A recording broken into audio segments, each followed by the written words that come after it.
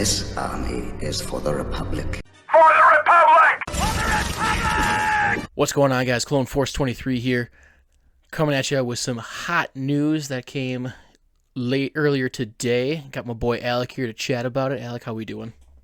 I'm doing great. The second FET is on the ban list. Only Fets, brother. Only FETs. Yeah, so probably don't need to get into it too much because you have probably seen it somewhere or were with us in the FFG stream.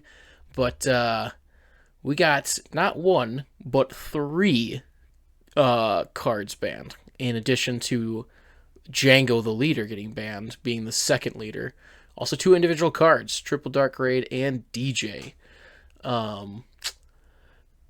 These were the top three that were obviously talked about in the meta, but you know, you can say what you will. There was definitely, I had some backbreaking experiences with these cards, so I can see why they did it. Yeah. Ultimately, it's probably fine. I do like meta changes and new stuff able to come up, but at the end of the day, we can't change it. It's happened, right? So we're not going to dwell on it. We're just going to move forward. And what we're here to bring you today is 3 deck lists to start out your post set 4 suspension list update. That with 3 decks that loved to see Jango get added to that list.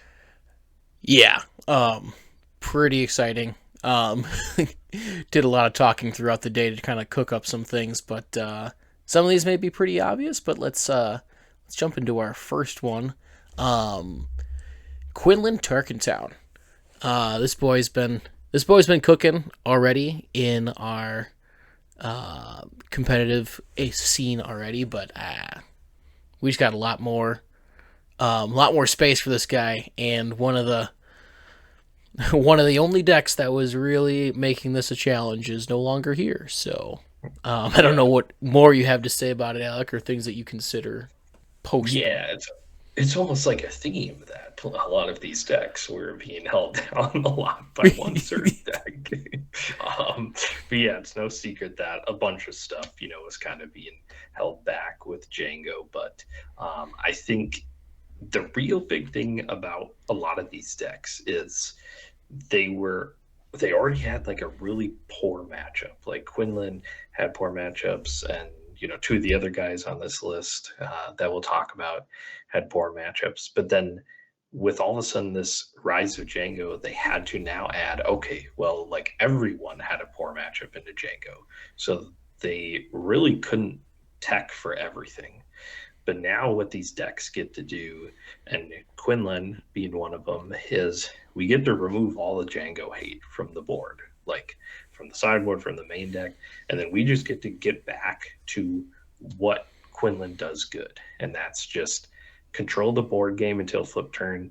Flip turn happens, and then we just start going base. And now that Jango's out of the way, it's really strong. I mean, it was strong before, and it was even strong when Jango was around. We all know this, but yeah, I think getting back to this, linear game plan with Quinlan, it's going to start popping up, and it has a really good matchup into some of those aggro decks out there, which are kind of seeing a resurgence now that Jango is gone.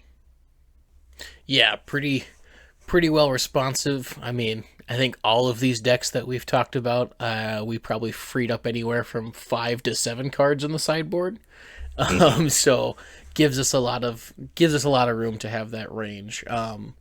Namely seeing in here, I see the pillages, are back in there to really help out with the late game, which is another thing that I would probably consider something that would come up a little bit more now, is that we might see some more harder control decks try to take the scene now that the aggro tempo isn't as prevalent. Yeah, for sure. Yeah, Pillage was out of the sideboard for a while just because a lot of control decks were kind of staying away, partly because of Jango, partly because of Han as well. And DJ's now gone. So, hey, if we're going to see more control, then bringing in that hand hate in a deck that already has spectacular hand hate that's just back in the board for sure. It was strong before, and now it can be strong again. Yeah, great synergy there. Yeah. Speaking of bringing some decks back, um, we got Alex favorite that we want to talk about getting on the scene Who we here. talking about? This is probably video number 8 that has Sabine involved in it, but we're gonna talk about Sabine. Yeah. Yeah, so our group chat, as I'm sure a lot of my fellow Sabine enjoyers group chat was, lit up with some comments about Sabine that I'm really excited about. Uh, Jango being gone.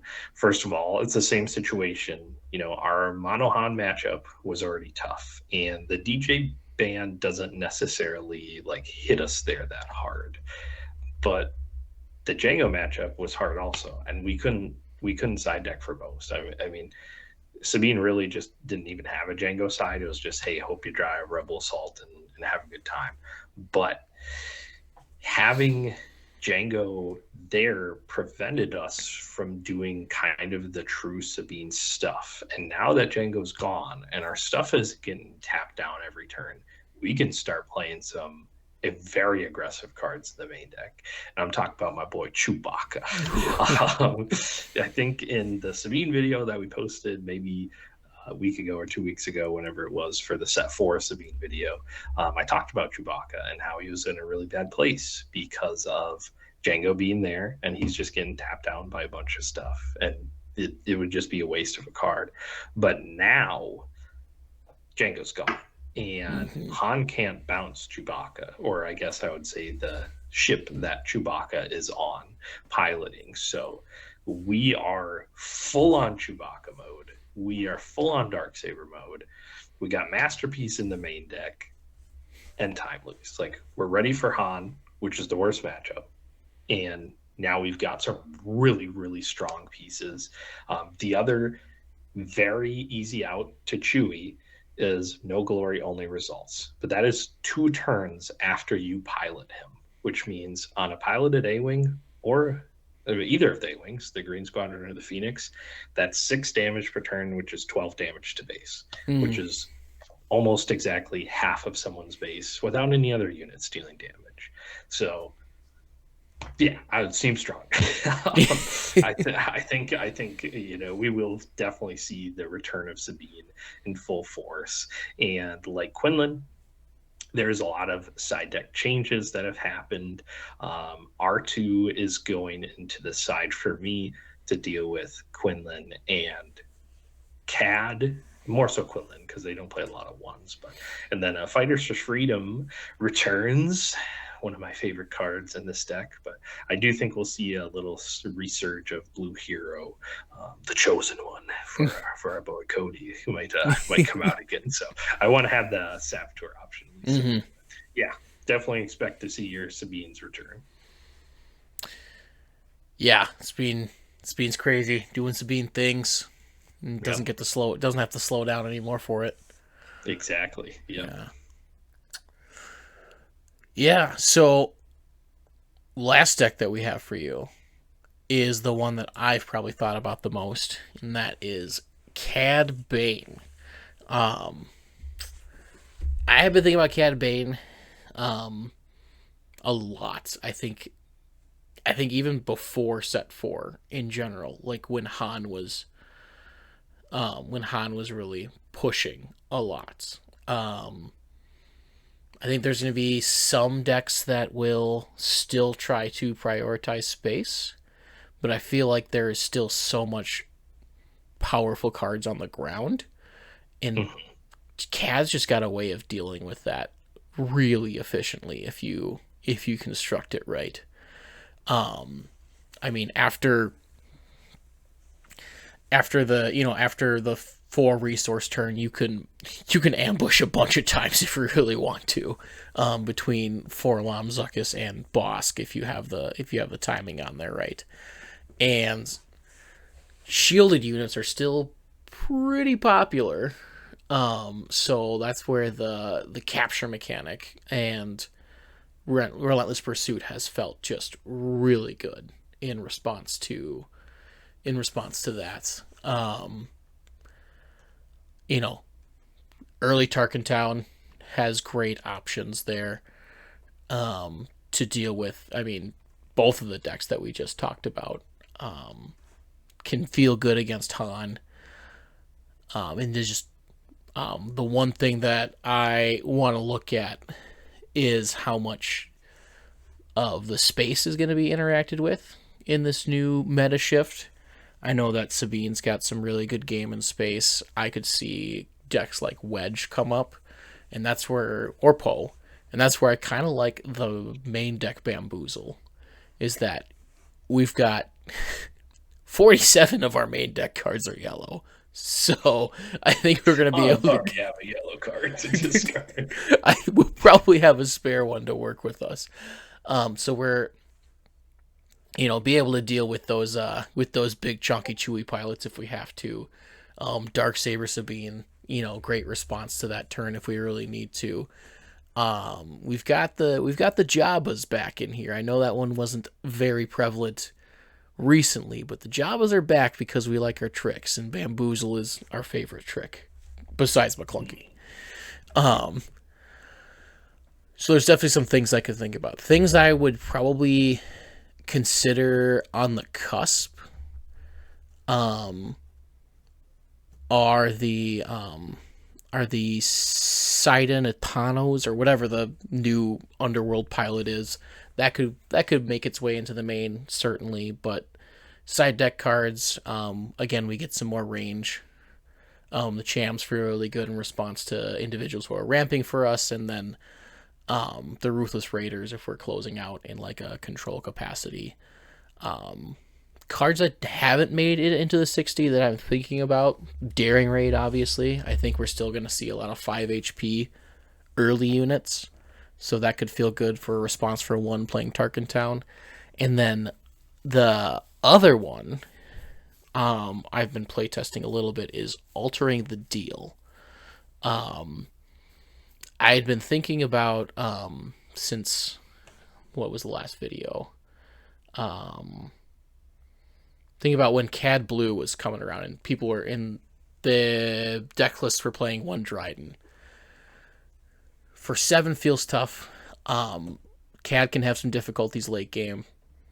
So, for 1, being able to take care of that captured unit, especially if it's on your Cad Bane unit, might be able to create some sustainability later game, because we're not playing like a true control where we're going to draw into like blue cards to deal with things outright, so that can give us a little bit more space. So definitely going to probably give this one a try at my next locals. Yeah, for sure. He's always like one of those decks, like it's really hard to sit across from them and know what's going to happen. Especially in CAD, because he can take a control route and then he can switch to aggro, or he could start with an aggressive route and then all of a sudden switch to start controlling stuff with the pursuits and Java and getting good interactive low-cost events. I think that's what CAD has that's really strong, is the lower units aren't even that bad. We got our boy Bib Fortuna in there for some hot spice. These decks that just make you wonder, like, should I be passing into this? Should I be just playing into it? It's really hard to figure it out. So yeah, CAD is definitely one that I think kind of wins going forward. One of the big ones for the Jango band, because he was already good into Han and like pretty decent into Sabine and Quinlan and a lot of those other guys up top. But now the Jango's gone, which was keeping him down a little bit. So yeah, definitely excited to see probably my favorite bounty hunter. I don't know about you, but I'm not on this Fett family, train and enjoying them the most. I love Cad Bane, so yeah. I like to see him kind of stepping out as the premier like bounty hunter in the game. Yeah, and he's like one of those leaders that like you really get to like play an archetype in a synergy. A lot of other decks kind of feel like a balanced good stuff type of deck, whereas this one's like, I'm playing Underworld, I'm playing bounty hunters, I'm capturing. Feels fun. Yeah, feels very cinematic. So very thematic for sure. But yeah, I mean that's what we're looking at right now. post suspension here. Let us know what you think of the suspension. Let us know what you think of the decks that we're going to be trying out first. I'm sure we've got some other ideas cooking along the way. Possibly one that's about to drop in a couple days after this one. Just think about our intro, our new intro that's going to be coming in, and you'll know what's happening. But yeah, if you like our content, be sure to like and subscribe. Definitely helps us out. Appreciate all the love that we've been getting so far. Otherwise, yeah, we're gonna be scrambling to play test some, because I know we've got a Carbonite box tourney coming up, and we're heavily involved in the Minnesota competitive season. So we'll see you out there if we'll see you there. Yeah, and we're slowly approaching 200 subscribers, which is awesome. Appreciate everyone helping us get there. Help us get to the 200 mark. That one guy, I know you're watching, you're not subscribed. Typical plug. But if you enjoy the video, leave us a like if you can, and please subscribe, show us off. Otherwise, again, stay tuned to the channel. With this new meta shift, we'll be sending out all kinds of stuff, important info. Otherwise, everyone have a good night. Peace out. Peace out. Grand Army of the Republic when deployed. Galactic warfare you cannot avoid. Go ahead, be a battle droid. Face off against my clone troopers and get destroyed. Space tech, spaceports, TCG, card sports, of course, till my voice goes hoarse. Welcome, decking with the strategy, the energy. It's Clone Force 23.